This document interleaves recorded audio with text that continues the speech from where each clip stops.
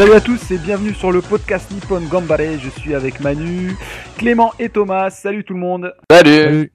Alors 4e journée de G-League avec tous les matchs qui se sont déroulés. On va vous proposer un résumé complet avec le magazine vidéo, avec tous les buts. Mais en attendant, on va parler tout d'abord justement de ce qui s'est passé et on va attaquer avec les Yokohama F Marinos qui font un bon début de saison, 4 victoires, 0 défaites, ils sont leaders. Je vais commencer avec toi Manu. Alors les raisons tout d'abord de ce bon début de championnat. Alors la première raison, Nabil, c'est que je les ai mis relégables dans mon pronostic pour la saison à venir. On sait très bien que ça c'est fait. Non mais bon, c'est un fait. Hein. Moi, un truc simple, tu vois, c'est que justement, je trouve que Yokohama, finalement, c'est une équipe qui a un jeu qui peut se mettre rapidement en place. Pour m'expliquer, la défense, même si Nakazawa commence à vieillir, elle est solide. Kobayashi, par exemple, c'est le bon latéral droit. Kuriara, c'est un bon défenseur. Les milieux défensifs, c'est pas des types qui sont extraordinaires, mais qui font le travail sans fioriture. Je pense à Nakamashi, je pense à notamment Yodo également, qui est un joueur très sous-coté, mais qui fait une super saison.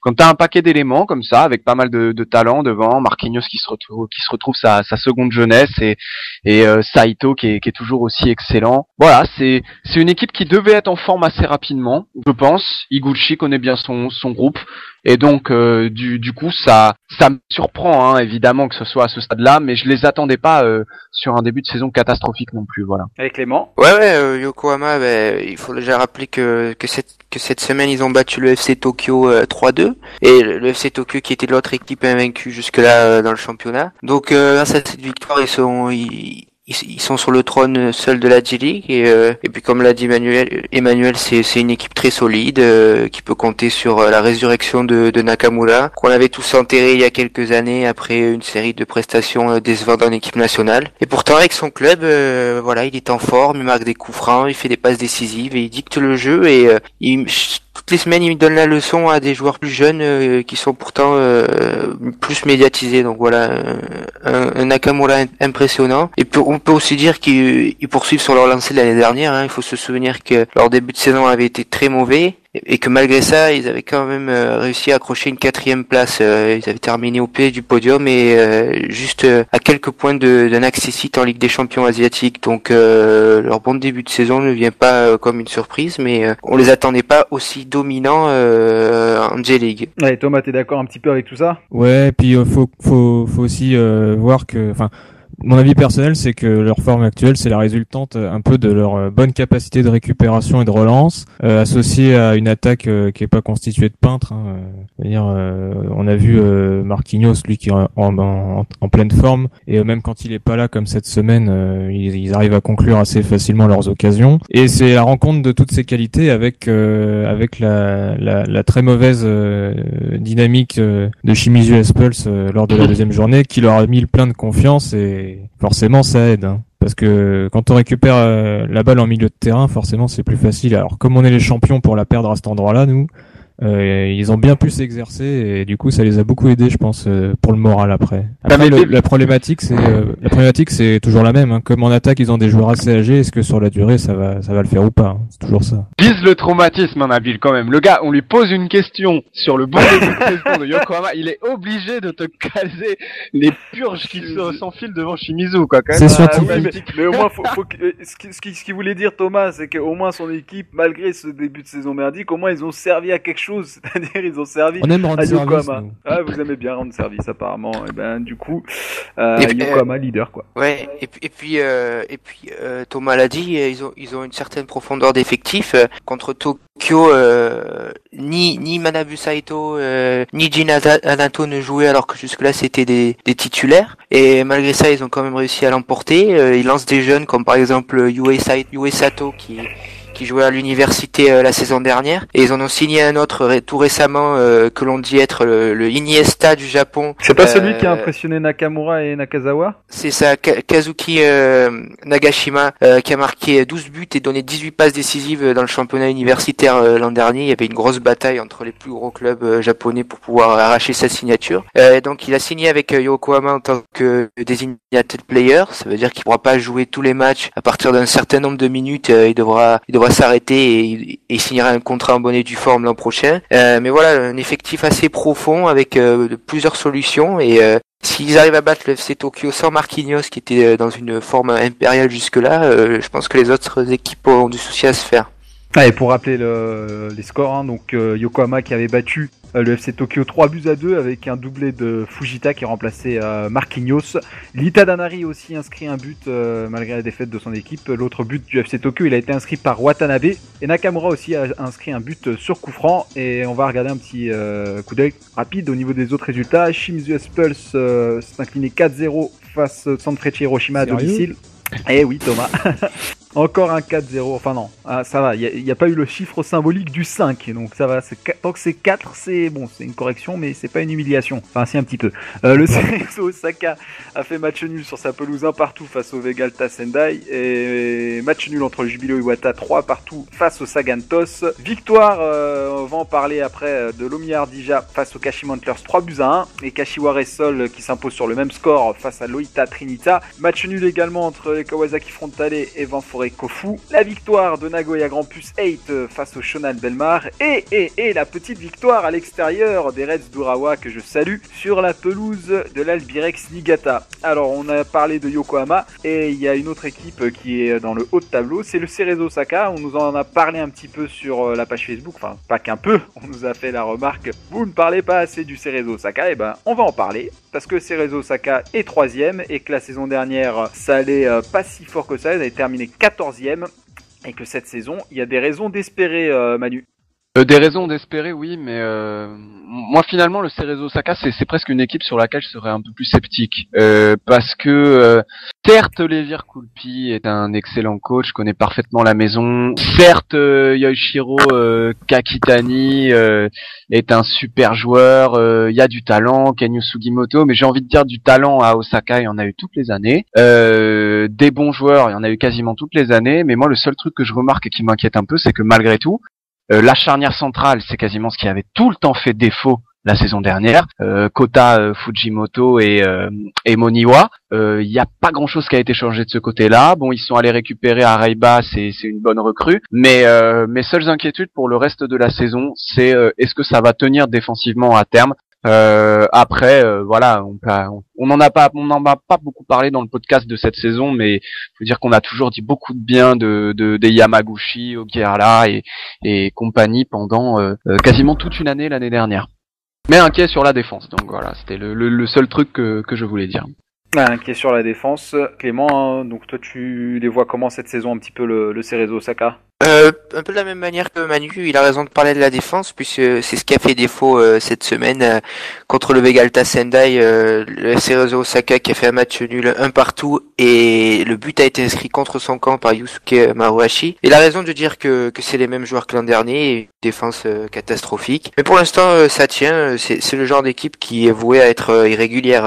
Un bon résultat, un mauvais, c'est difficile de chercher de la régularité dans leur jeu. Ils comptent beaucoup sur des jeunes et on sait qu'à cet âge-là, c'est pas encore non plus, on peut pas encore s'appuyer sur eux. Mais on trouve un Kakitani vraiment impressionnant, hein. C'est lui qui inscrit le but du Cerezo cette semaine et il en est déjà à 3 ou 4.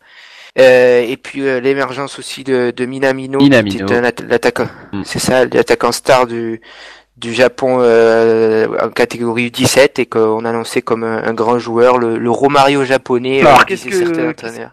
Quelles sont les caractéristiques un petit peu de Minamino pour ceux qui ne le connaissent pas, si vous pouvez un petit peu en parler justement? Oui, il est petit. Ouais, il est petit, enfin, il a quand même bien grandi puisque à 16 ans, il faisait 1m67, là, il a quand même poussé jusqu'au 1m74. Il est petit, mais malgré ça, il est costaud, il sait contrôler un ballon dos au but, il sait résister à son défenseur et puis il est très très dynamique et techniquement, il a toujours une touche de génie, quoi. Il sait faire le contrôle au bon moment, l'accélération, il sait la placer pile pour désarçonné son défenseur. Il a marqué déjà quelques buts d'éclat. Je pense que Thomas s'en souvient, hein, lors d'un Shimizu Cerezo pluvieux où il avait marqué une frappe en pleine lucarne.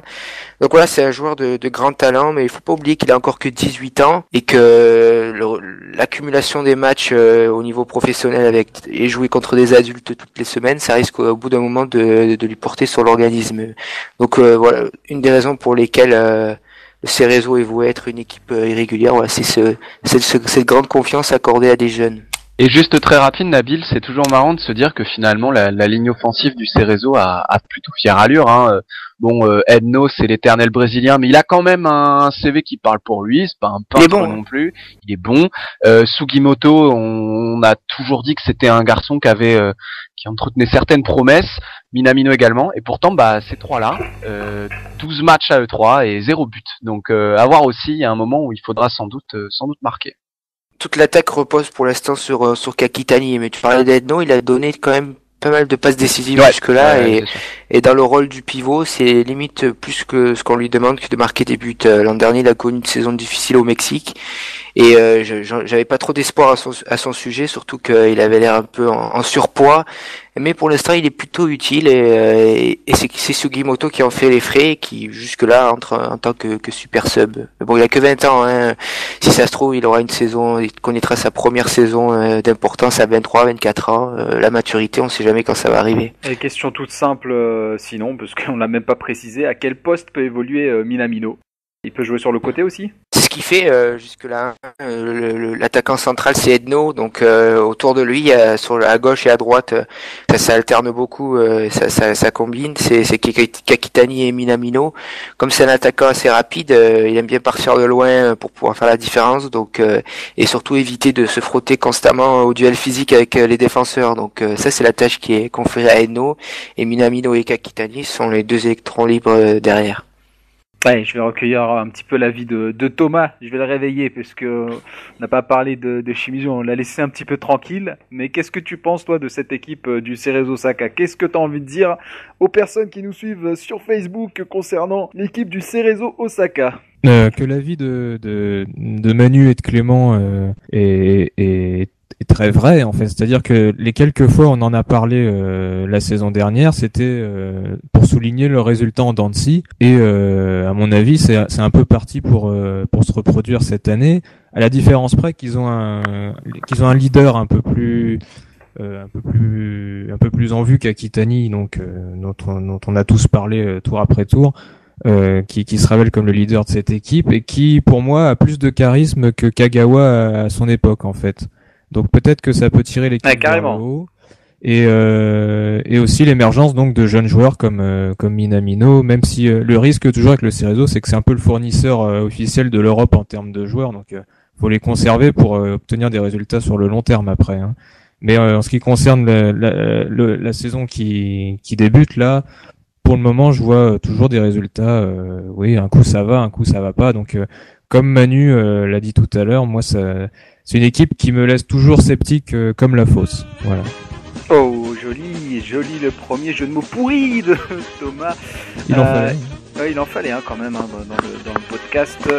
Il y a personne qui l'applaudit, moi je vais l'applaudir quand même. Il y a personne qui l'applaudit. C'est quoi ce délire? Ça me laisse froid. Ça te laisse froid. Alors je vais revenir vers toi, monsieur, qui est froid, avec l'Omiya Ardija qui a gagné. C'était horrible ce que je viens de faire. Qui a gagné face au Kashima Antlers. Très moche. 3-1.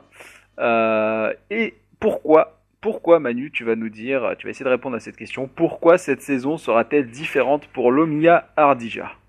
Déjà, faut dire qu'on est tout à fait conscient que beaucoup de gens n'ont pas envie d'entendre 5 minutes sur Omiya, donc je vais essayer d'être bref.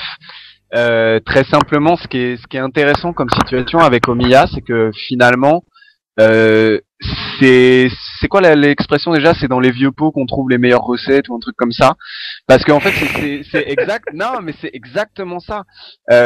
En gros, les Non, le proverbe exact, c'est dans les vieux pots qu'on fait les meilleurs plats, les meilleures noisettes. Mais, quand tu as un bon citron, fais-en une bonne limonade.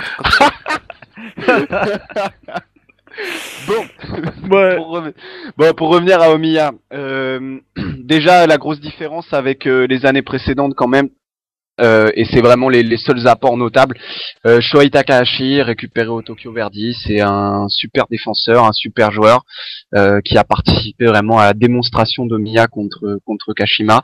Ça déjà c'est un très bel apport. Et également l'autre apport c'est Tomiyama que on avait vu. Alors Clément, arrête-moi si il me semble que c'était les Jeux asiatiques, mais j'y réfléchissais, j'étais pas sûr là, sur les compétitions de jeunes. C'était quoi alors? Oui, c'est les Jeux asiatiques. Si, c'est Jeux asiatiques, il a peu joué, ouais. Il avait peu joué, il faisait des fins de match, mais c'était surtout les Universiades en 2011. Bah, du coup, il arrive et pour le moment, c'est 2 buts en 3 matchs et notamment un très beau but. Donc voilà, deux recrues qui flambent, mais finalement, les joueurs qu'on trouve bien en ce début de saison, c'est surtout des joueurs qui étaient déjà là avant. Watabe, c'est un latéral droit qui confirme pas mal de promesses entrevues les saisons précédentes. Le milieu de terrain avec Shin Kanazawa qui est le capitaine. Là aussi, hein, c'est travailleur. Kanazawa, Aoki, c'est pas brillant, mais c'est du costaud et c'est suffisant. Et également toujours l'idée que peut-être que le départ de Keigo Higashi a un peu désinhibé un garçon là, comme, c'est comme le traumatisme ouais. de Thomas tout à l'heure, on y revient toujours. Mais- Il faut mais par revenir à exemple, Keigo Higashi. tu vois un gars comme Cho Young-chol qui est mieux hein, sur ce début de saison que ce qu'il avait fait alors qu'il était vraiment annoncé comme star à Omiya l'année dernière. Cho Young-chol est vraiment bien et on peut se demander si l'absence de Keigo Higashi lui fait pas prendre plus de responsabilités. Je terminerai très rapidement en disant que on retrouve un bon Daigo Watanabe. Ça n'a pas toujours été le cas. Dans un rôle presque parfois plus de meneur de jeu, il est très bien sur ce début de saison. Et un joueur que beaucoup trouvent maladroit, souvent exaspérant, presque un second couteau. Moi j'aime bien Hasegawa. C'est un attaquant de pointe, style grand gabarit et tout ça. Et C'est vrai. je le trouve bien dans ce rôle-là à Omiya. Là, il a fait une merveille de déviation face à Kashima. Je trouve qu'il est vraiment très bien dans cette équipe d'Omiya et qui remplit bien son rôle. Et la dernière plainte, parce qu'il en faut une, j'aimerais beaucoup voir un peu plus Kota Ueda, qui est un super milieu de terrain et qui malheureusement a pas toujours eu les faveurs ces dernières saisons, mais techniquement c'est toujours très sympa à voir. Voilà Nabil. C'est vrai. Et Oui, vas-y, si je Clément. peux dire, Oui, si je peux bien dire sûr. un mot sur Omiya, et Emmanuel a presque tout dit. Il a bien fait aussi de souligner l'apport d'Hasegawa qu'on connaissait dans un registre un peu de bourrin, mais qui fait marquer un très joli but contre Kashima. Mais et tu as oublié de citer quand même Aoki qui fait un gros début de saison. Hein. C'est lui qui récupère tous les ballons. Kanazawa est plus dans un registre de gestion de l'équipe, de mettre le tempo, alors qu'Aoki c'est le travailleur qui est à droite, à gauche. Et ça se voit sur les buts d'Omiya, il est souvent impliqué. Sur le premier but de Kanazawa, c'est lui qui tacle dans les jambes de Juninho pour prendre la balle. Donc Exact. Aoki, c'est un joueur qui, il y a quelques saisons, avait été appelé en équipe nationale par Zaccheroni, puis qui avait été rapidement renvoyé chez lui parce qu'il était en surpoids. Je crois que c'était à l'occasion de la Coupe d'Asie 2011. Il fallait des joueurs pour faire le nombre et il avait été appelé en équipe nationale. Et donc, comme je l'ai dit, il n'était pas encore pas très en forme à l'époque. Et d'ailleurs, je suis pas sûr qu'il le soit totalement cette année, mais c'est son style. Et fait un très bon début de saison, ainsi qu'un autre nouveau venu, Shohei Takahashi, qui en plus de bien défendre, a un réel apport offensif, comme ça peut se voir sur le deuxième but d'Omiya, où il fait une percée de 70 mètres. C'est impressionnant, bien sûr. C'est ça, il met un petit pont à Endo, il fait 70 mètres, et puis alors qu'on pourrait penser qu'il attente égoïstement, il a la lucidité de voir Novakovic sur sa droite et de lui faire la passe. Donc, pour l'instant, c'est une équipe d'Omiya qui surfe sur la vague de sa fin de saison dernière, hein, juste après le licenciement de Suzuki. Ils ont trouvé une stabilité défensive et une certaine cohérence dans le jeu, et c'est pas surprenant de voir Omiya à ce niveau-là. Après, la question c'est savoir s'ils vont se maintenir dans le haut de tableau pendant toute la saison. Alors ça sera une autre question, on l'abordera, forcément dans un autre podcast. L'Omiya Ardija Aoki qui mange un peu trop, il a un peu trop de bide. Je vais récupérer quand même l'avis de Thomas sur la question, sur cette équipe de l'Omiya. Ouais, moi l'Omiya, je la découpe un peu en deux facettes en fait, un peu comme les tablettes Calgon ou je sais pas quoi là. C'est-à-dire que il y a pour moi l'Omiya, il y a le cycle offensif et le cycle défensif. C'est-à-dire que de ce que j'ai vu de l'équipe, Ils ont un excellent jeu en contre-attaque et un excellent jeu en profondeur avec leurs attaquants. Ils font des passes souvent très dangereuses pour lancer les pointes. Et par rapport à l'année dernière, j'ai l'impression qu'ils passent beaucoup plus par les côtés. Parce que l'année dernière, ça passait beaucoup par Higashi, qui est plutôt central. Ouais. Et cette année, ça passe beaucoup par les côtés. Ils tentent beaucoup de rentrer dans les surfaces par la droite et par la gauche ou de centrer. Et je vais toujours en revenir à Shimizu, mais Shimizu, c'est inefficace ce genre de jeu. On n'arrive pas à attaquer par les côtés, ça rentre pas. Alors qu'à Omiya, je trouve que ça marche plutôt bien. Ils arrivent assez facilement à... Justement, il y a la grande taille des Slovènes.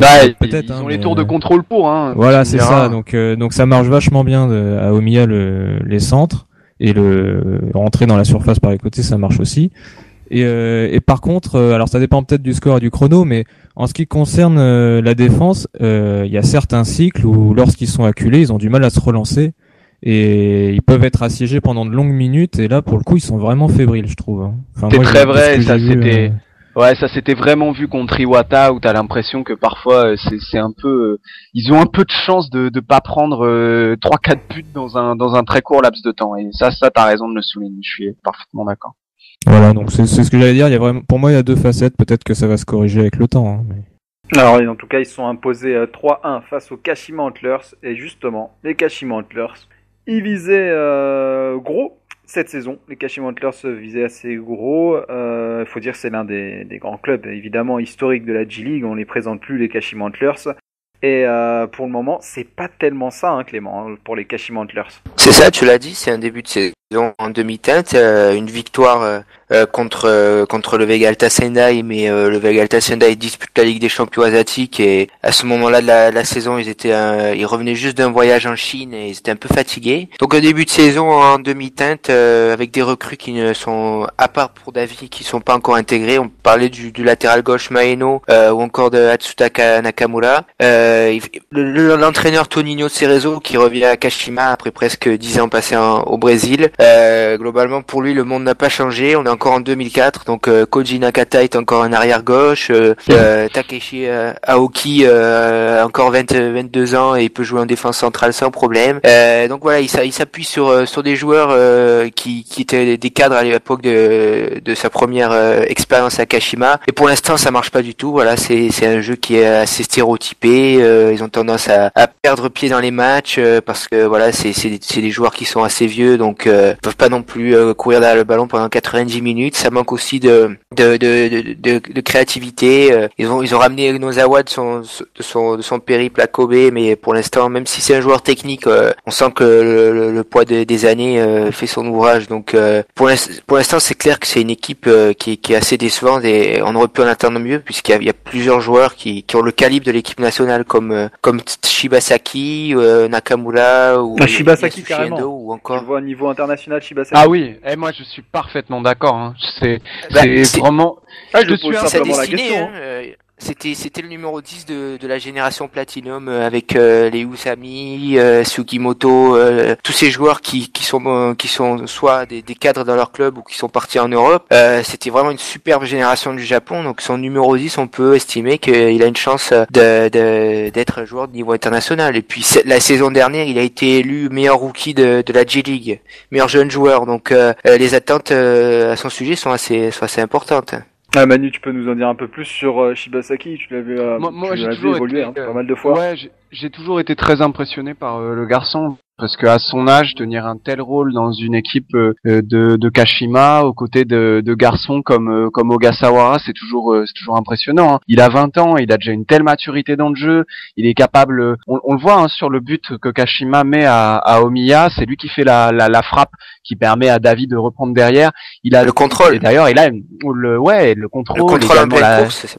Il est impressionnant, et c'est également un garçon qui a une sacrée frappe de balle, qui a même si l'expression j'aime pas trop, mais l'expression volume de jeu elle paraît presque adaptée pour lui, et c'est exactement ça. Hein. C'est franchement toujours Puis très il est impressionné. agressif aussi. Ouais. C'est un joueur qui est agressif. Généralement, les joueurs de type artiste ils sont plutôt précieux. Ils choisissent leur bataille, c'est-à-dire faire des passes et des belles touches de balle. Mais Shibasaki, c'est plutôt le contraire. Hein. Lui, c'est vraiment un bulldog. Il n'hésite pas à faire des fautes ou des tacles de bourrin. Donc, c'est un joueur plutôt complet à ce niveau-là. Ouais, je suis d'accord. Franchement, très.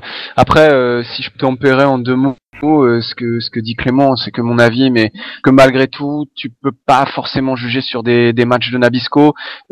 Kashima est quand même une des rares équipes à avoir changé d'entraîneur cette saison. C'est quelque chose qu'il faut noter. Et également, ça risque d'être le problème d'ailleurs. Ça risque d'être le problème, bien sûr, mais si on laisse une chance, on regarde rapidement, on dit bon d'accord, il craque à Omiya, mais lors de matchs nuls, c'est à l'extérieur, face à Hiroshima, face à Tosu, qui font partie un peu pas des places fortes, mais des très bonnes équipes de cette G-League édition 2013. Donc voilà.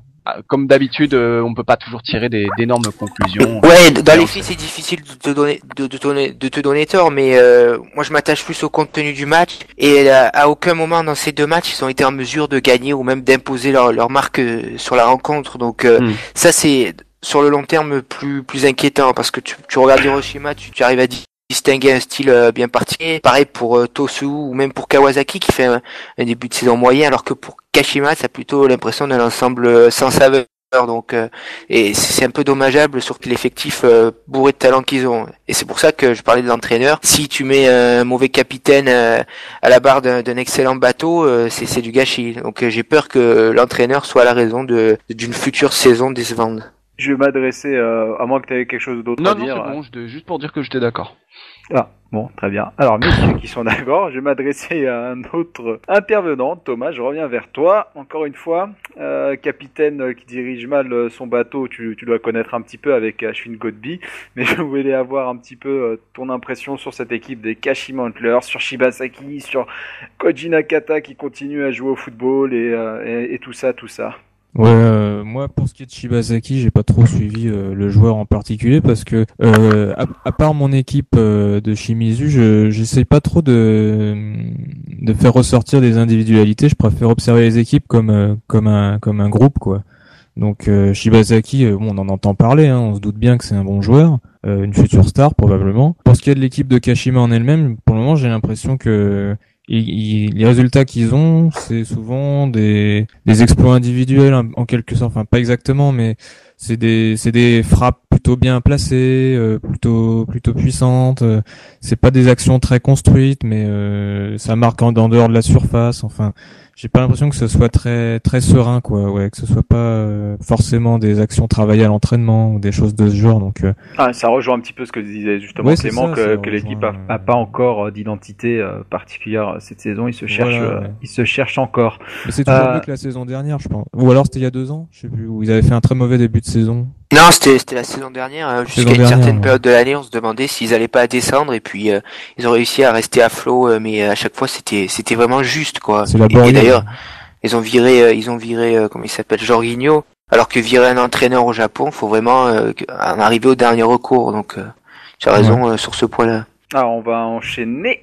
Derrière, on a parlé de Yokohama, on a parlé du Cerezo Osaka, on a parlé de l'Omiya Ardija, des Kashima Antlers, et on va ouvrir un petit débat. C'est l'heure du petit débat sur les attaquants nippons.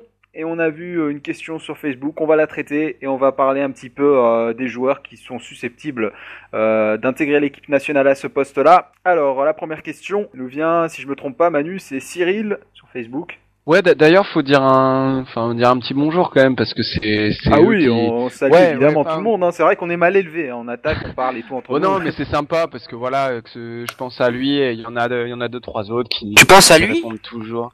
Il a un poster. Bah arrêtez bordel. Non, je dis à lui, à un gars qui s'appelle Michel aussi qui participe beaucoup et c'est malgré tout c'est les lecteurs de Nippon Gambare et c'est pour eux qu'on fait ça et donc c'est toujours sympa de voir vos réactions sur le forum les gars. Alors on vous envoie plein de bisous. Sauf les femmes parce que faut quand même qu'elles restent à leur casserole. Enfin je dis ça, je dis rien, c'est pas grave. Bon, on va oublier ce que vient de dire Clément et on va traiter de cette question. Benny du forum appréciera.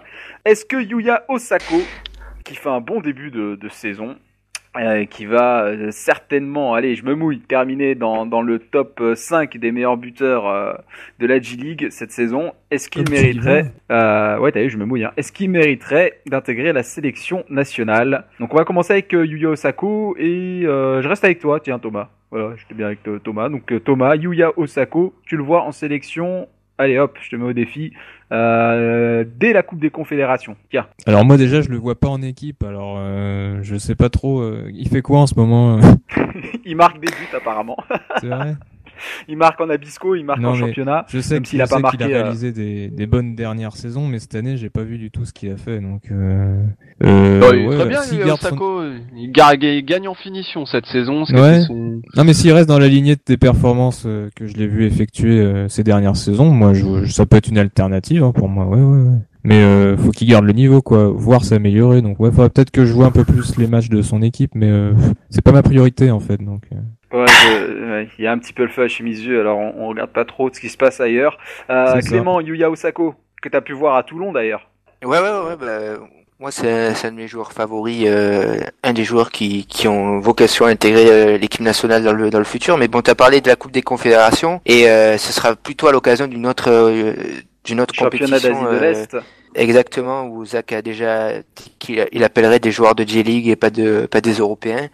Donc voilà, sans les joueurs qui évoluent à l'étranger, la compétition sera plus ouverte pour les joueurs de J-League et Osako, c'est définitivement des attaquants qui peuvent prétendre à être appelés par le sélectionneur national. Il fait un bon début de saison, il a marqué deux buts déjà, il a marqué un joli but contre le FC Tokyo en Abisco, un exploit personnel. Là, il s'est blessé, il a pas pu jouer le dernier match contre Omiya, mais c'est définitivement un des noms qui sont dans le mix avec Yohei Toyoda par exemple. Alors Manu, avant de parler de Toyoda, un petit mot sur Osako? Ouais, oui. D'ailleurs, Cyril, la personne qui posait la question, demandait également s'il pouvait terminer dans un club européen, terminer meilleur buteur de J-League. Déjà terminer meilleur buteur de J-League, non, parce que avec toute l'affection que je porte pour Osako, et même si ça a souvent été l'occasion de gros clichés sur sa capacité à finir les actions, on ne mentira pas en disant que c'est pas son point fort non plus, hein. Le réalisme devant le but. Donc une saison meilleur buteur de J-League, j'y crois pas trop. Après, en ce qui concerne l'équipe nationale, la seule chose qui m'embête, c'est que c'est un super joueur, mais que c'est peut-être pas le profil recherché actuellement. Voilà. Actuellement, on en parle souvent, on nous dit il faut un gars qui mette les occasions au fond, un gars qui marque des buts à partir de rien. C'est pas le cas d'Osako, malgré des qualités techniques évidente et voilà, c'est tout ce que je pouvais dire là-dessus. Donc non, je le vois pas en équipe nationale, je le vois pas terminer meilleur buteur. Après championnat dans un championnat européen, bon, on a vu des garçons comme Genki Omae partir, donc peut-être, hein, pourquoi pas. Alors à voir pour Yuya Osako, et il y a un autre garçon qui a marqué un triplé face au Jubilo Iwata. Il s'appelle Toyoda, il est de la même génération que Keisuke Honda. Yuto Nagatomo, il avait disputé, si je me trompe pas, arrêtez-moi si je dis des bêtises, les JO en Chine de Beijing. En 2008, ouais. En 2008. Donc c'est le même Toyoda, il marque un triplé et je crois qu'il est passé dans les meilleurs buteurs avec son triplé. Est-ce que Toyoda, tiens, je vais revenir vers Clément, est-ce que Toyoda, tu le vois intégrer la sélection? Il est meilleur buteur, voilà. Comme ça c'est fait. C'est ça. 5 buts en 4 matchs? 6. Il a doublé son total but à l'occasion du match contre le Jubilo. Voilà, 3 buts de la tête, 2 sur corner, 1 sur un centre. Donc si c'est un registre dans lequel et s'il y a un registre dans lequel il est à l'aise, c'est définitivement le registre aérien.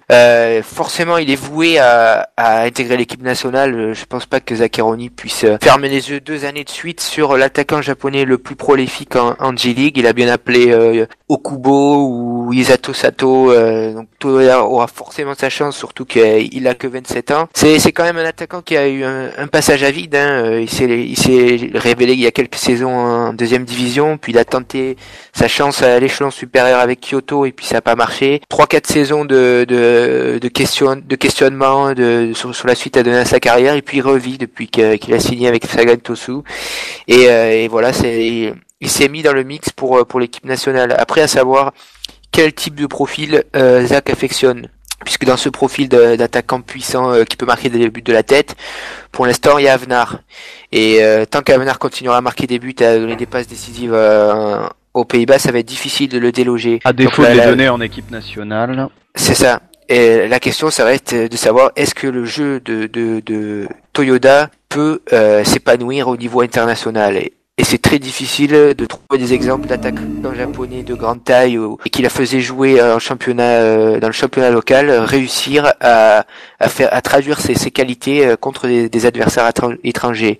Mais bon, on aura la chance de le voir lors des Jeux asiatiques de l'Est et ce sera une occasion pour lui à saisir. Ce serait pas étonnant de le voir marquer quelques buts, puisque c'est pas non plus un plateau d'équipe très élevé. Donc si jamais il tombe contre Hong Kong ou contre la Chine, on peut imaginer un petit doublé, un petit triplé, et c'est comme ça qu'une carrière est lancée. Bon, faudra croiser les doigts alors pour Toyoda, meilleur buteur de la J-League avec 6 buts. Il y a un autre garçon que je suis en train de voir, et il a des stats vraiment intéressants. C'est Kazuma Watanabe du FC Tokyo, donc 4 buts, je vois qu'il a eu 9 tirs, 4 buts en 4 apparitions, c'est plutôt pas mal aussi pour Watanabe. Qu'est-ce que t'en penses, Thomas ?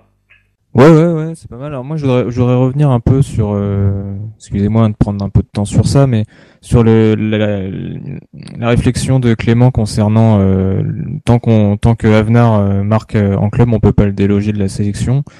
On a un exemple du contraire, c'est Sato. Sato, il marque des buts avec Hiroshima, on le voit jamais en équipe nationale parce que oui, mais il marque pas en Europe. Il y marque au Japon. Il les marque ouais, pas en Europe. mais bon, pour et Sato, moi, il fait pas pas 1m97. une excuse, quoi. Je veux dire, si mais après pas, 30 matchs, nous. Avenar marque 30 buts aux Pays-Bas, mais 0 en équipe nationale, il n'y a pas de raison qu'il reste en équipe nationale, quoi. Ah oui, mais nous, on est d'accord avec toi, oui, mais, Thomas, mais on parle à la place de de Zaccheroni. Voilà. Voilà. Non, Watanabe, il faut l'essayer, quand on voit le début de saison qu'il fait, il y a Manu qui dit non, il veut pas te voir Watanabe. Non, Watanabe, faut pas l'essayer.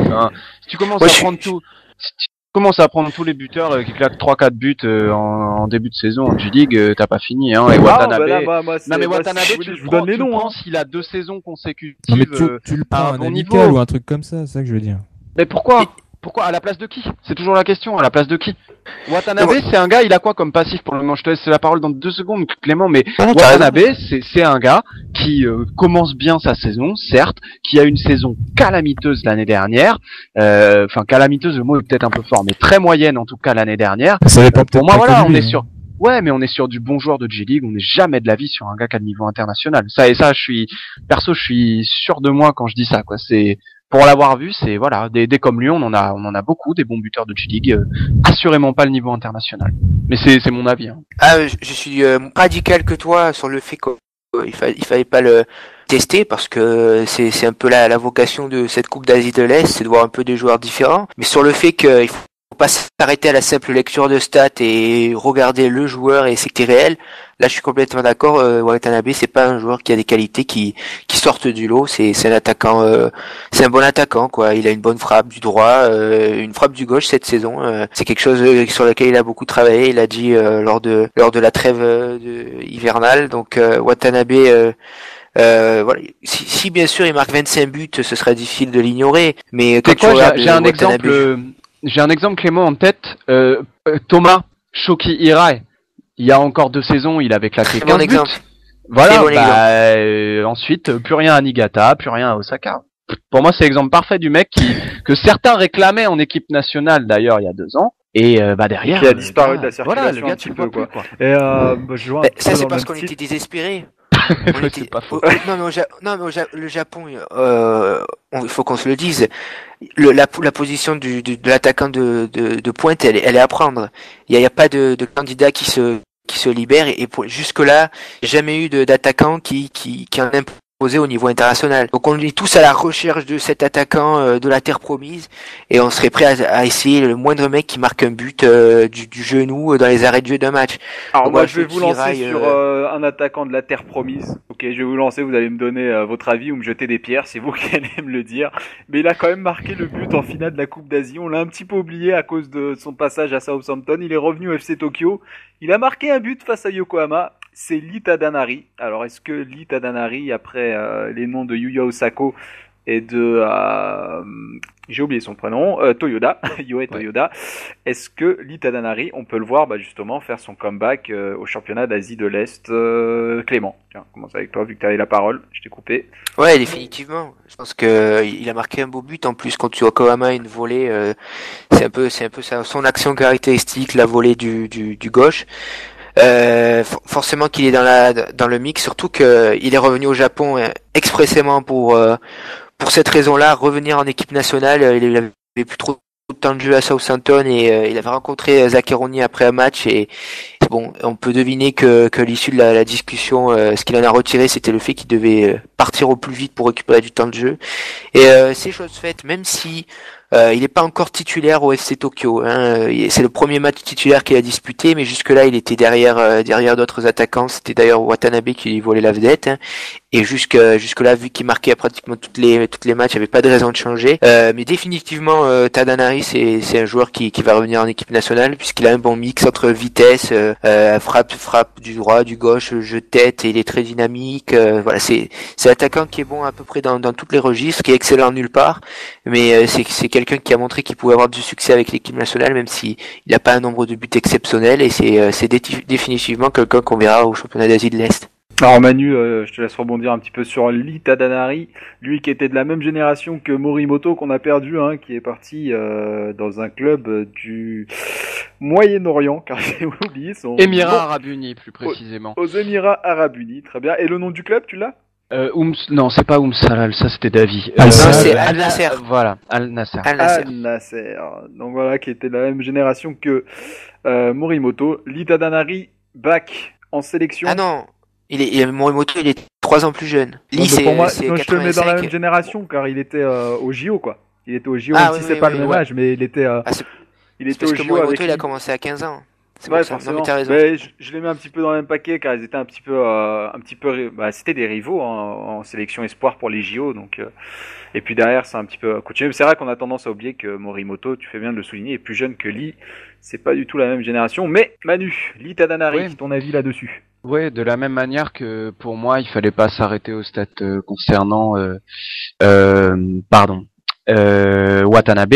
Il faut pas s'arrêter au stade concernant un garçon comme Lee Tadanari, qui a jamais été le plus grand buteur de la G-League, mais qui malgré tout est très efficace, a toujours été efficace en équipe nationale et dont l'apport a jamais été contesté. C'est ça aussi, à partir du moment où tu as une certaine on pourrait dire synergie qui se forme entre un joueur et la sélection, c'est pas parce qu'il est particulièrement inefficace dans son championnat que tu dois l'oublier. Et je pense que que Lee Tadanari là-dessus est un bon exemple. Et oui, à terme, s'il n'y a pas de solution et si par contre évidemment il retrouve un certain temps de jeu avec le FC Tokyo, et je pense sincèrement qu'il le retrouvera, parce que à mon avis Popovic c'est le joueur qu'il a recruté, et malheureusement pour Watanabe, je pense que le moindre passage à vide vraiment de 3-4 matchs lui sera fatal, et que Tadanari retrouvera rapidement une place et pourquoi pas la possibilité de s'illustrer à nouveau en équipe nationale. Voilà.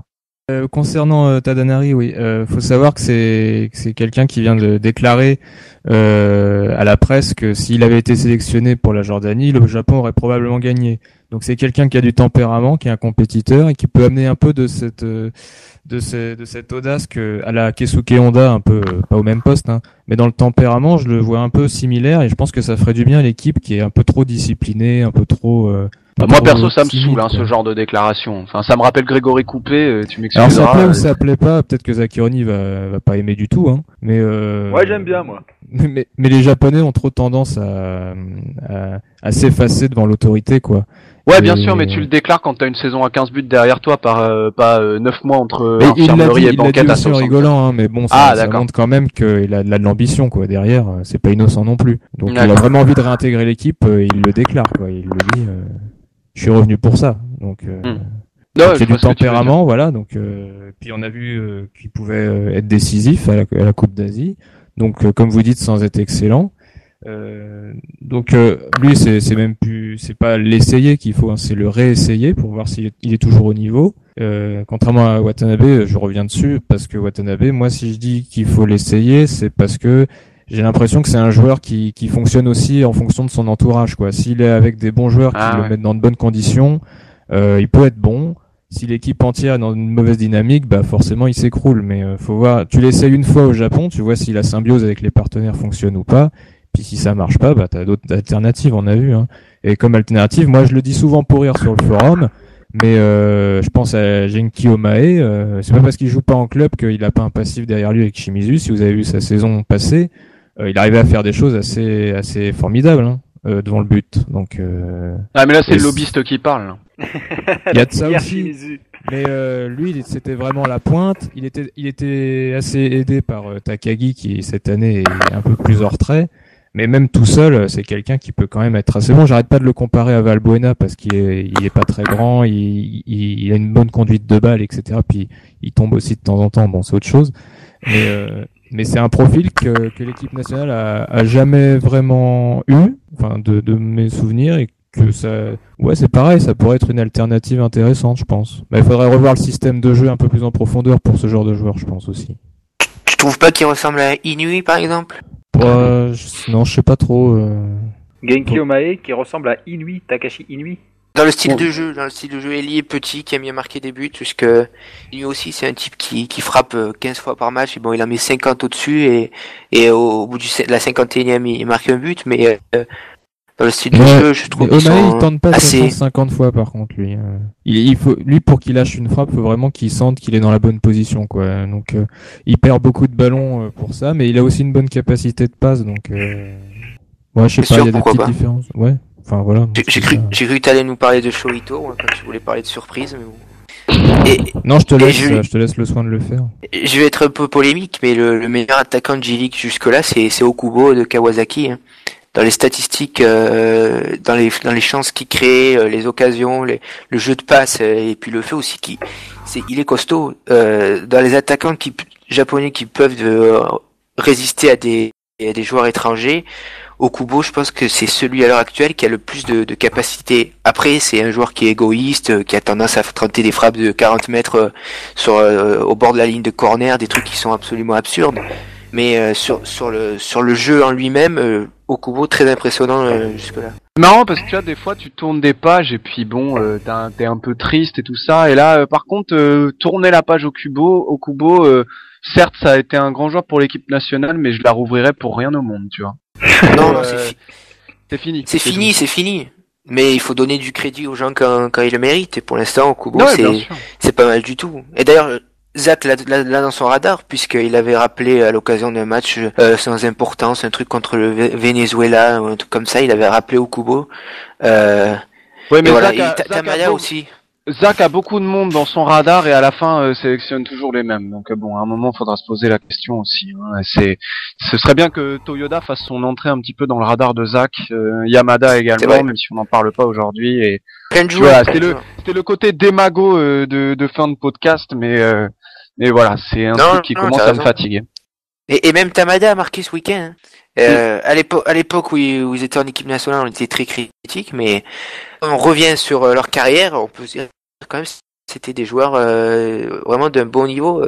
Un pied gauche du type de Tamada en équipe nationale, j'en ai pas revu depuis, donc respect pour les anciens. Pas forcément obligé de regarder toujours du côté des jeunes.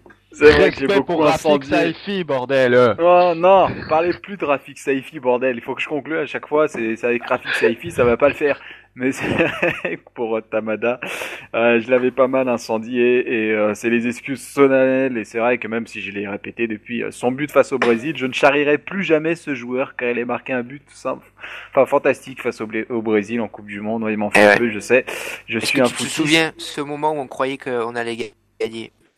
Oui, je me souviens, j'étais au stade Charletti avec une bande de supporters que je salue s'ils m'écoutent dessus, et c'était assez épique. Bon, ben on arrive au bout du podcast. Alors on nous a fait la remarque sur les promus, promis, on voulait traiter dans ce podcast. Là on arrive au bout, mais on va s'y intéresser très rapidement. Dès le prochain podcast, on vous fait tout un topo sur les promus, Shonan Belmaré. Il y avait qui d'autre en Je m'occupe de Kofu. Hein. Devant Forêt Kofu. Et je sais plus d'autres qui est monté cette saison. Oita. Et Loïta Trinita, merci avec leur grand attaquant Morishima. Et on fera... Tu veux dire gros attaquant, non? Oui, c'est grands attaquants, tu vois, c'est le mélange entre les deux. Morishima avec ses grosses joues. On vous fera tout un topo là-dessus. Et d'ici là, on se dit à la semaine prochaine, messieurs. À la semaine prochaine. À la semaine prochaine. Et puis, grosse dédicace à Nabil Gilas, nouvel attaquant en équipe algérienne, ton homonyme Nabil. J'espère que tu nous en diras beaucoup de bien sur les prochains matchs de l'Algérie à venir. Cette partie du podcast ne sera pas disponible. Allez, à la semaine prochaine. D'ici là, portez-vous bien. Ciao. Salut. Salut. Ciao.